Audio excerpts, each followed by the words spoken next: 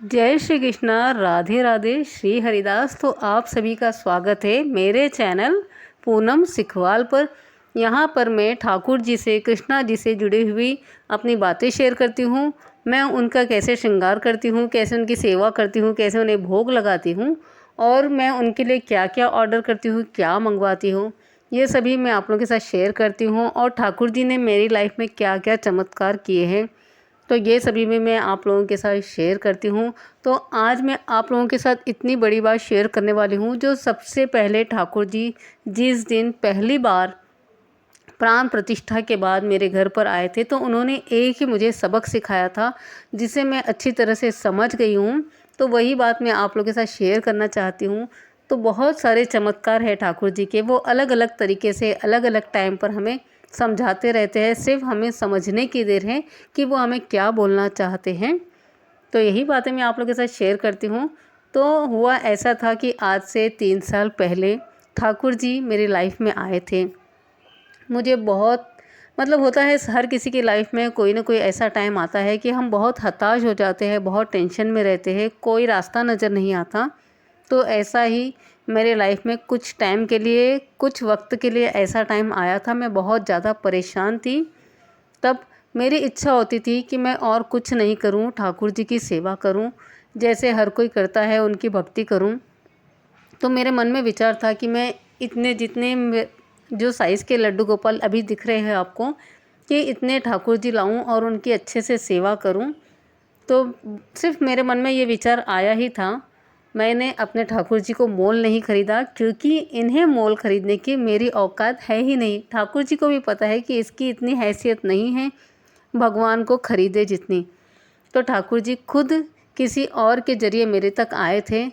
ये आप ऐसा कह सकते हो, जो जिन्होंने मुझे दिया उनका भाव था कि उन्होंने हमें गिफ्ट किया है, पर ये गिफ्ट नहीं थे। ये ठाकुर जी साक्षात मेरे पास आए थे, उनके ज़रिए, बस ज़रिया वो थे और ठाकुर जी मेरे पास थे।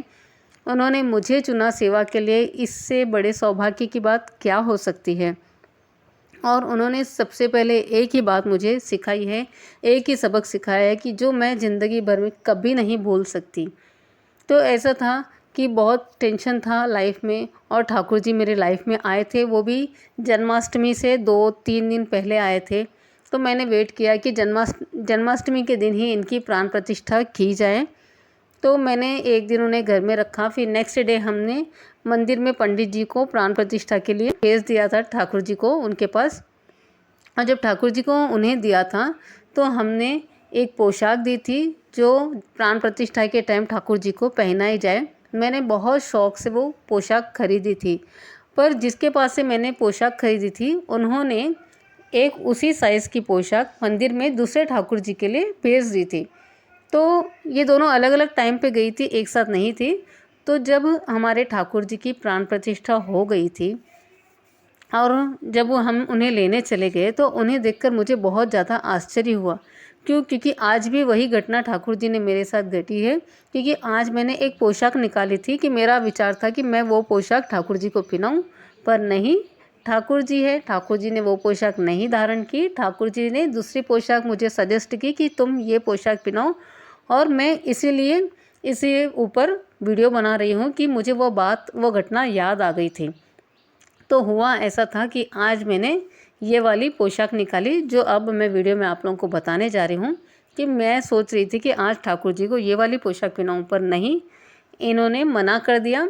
इनको दूसरी पोशाक पसंद आई थी, तो वो पोशाक पहनने वाले थे जो उनकी पहले वाली पोशाक है। हम लोगों को भी होता है बहुत बार कि हमें जब बहुत दिन हो जाते हैं दूसरी पोशाक पहन के, तो हमें लगता है कि नहीं नहीं, हम वापस से पुरानी वाली ही कपड़े पहने, दूसरे ड्रेस पहने।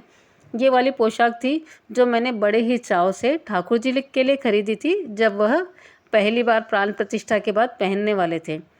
पर इन्होंने ये ड्रेस नहीं पहनी, उन्होंने ये वाली पोशाक पहनी जो मैंने इनके लिए खरीदी ही नहीं थी। मैंने ठाकुर जी के लिए ये पोशाक नहीं खरीदी थी, मैंने वो वाली पोशाक खरीदी थी। ठाकुर जी जब मेरे घर पे आए, तो मैं खुद देखकर इन्हें आश्चर्यचकित हो गई कि नहीं, हमने तो वो दूसरी वाली पोशाक ठाकुर जी के लिए पसंद की थी। तब मुझे यह समझ में आया, तो ठाकुर जी कहना चाह रहे थे कि तुम कुछ भी समझो, तुम कुछ भी करो, पर करूँगा मैं वही जो मुझे करना है। ठाकुर जी के लिए मैं कोई भी वस्त्र निकालती हूँ, कोई भी चीज़ लाती हूँ, कुछ भी भोग लगाती हूँ, पर वो वही ग्रहण करते हैं जो उन्हें करना होता है। इसीलिए ज़्यादा सोचिए मत, सब कुछ ठाकुर जी पर छोड़ दीजिए। हम सोचते बहुत है पर ठाकुर जी वही करते जो उन्हें सही लगता है, और उन्हें जो सही लगता है वही हमारे लिए अच्छा होता है। तो आप लोगों को मेरा ये व्लॉग कैसा लगा, ये एक्सपीरियंस कैसा लगा, मुझे कमेंट कर ज़रूर बताना। मैं आप लोगों के कमेंट का इंतज़ार करूँगी। राधे राधे।